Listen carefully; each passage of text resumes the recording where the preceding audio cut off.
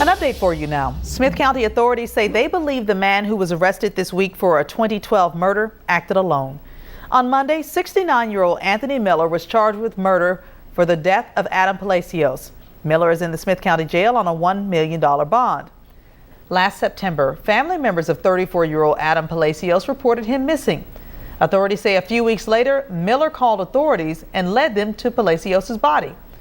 The sheriff's office says for months, Miller tried to convince them he wasn't responsible for Palacios' death. But as KLTV 7's Melanie Torrey explains, authorities did not buy his story. Since last September, authorities have been investigating the death of Adam Palacios. Today, Adam's wife told us he was a great father and that she's glad justice will be served. According to an affidavit, one of the men Miller accused of committing the crime told authorities that Miller killed Adam because Adam sold him dope that wasn't dope. Narcotics and major crimes go hand in hand, and this is no exception. Sheriff Smith commended his staff on their work in major crimes and announced they'll be increasing the size of their criminal investigation and narcotics divisions. After months on the case, all signs pointed to Miller.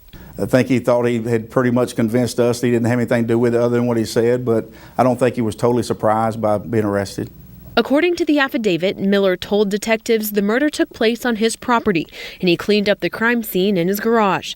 Miller told them he loaded the body in his pickup, dumped it in the woods while disposing of evidence, and didn't immediately report anything to police. The affidavit states Miller said he was forced to do these things at gunpoint and felt like he would be next. In my past experience, that's normal for somebody. They're going to minimize their involvement from the start to finish, and then finally when they see that, okay, I don't have anywhere else to go, that's when they finally start telling some of the truth. Though the whole truth may never be known, authorities say Miller is cooperating and he is responsible.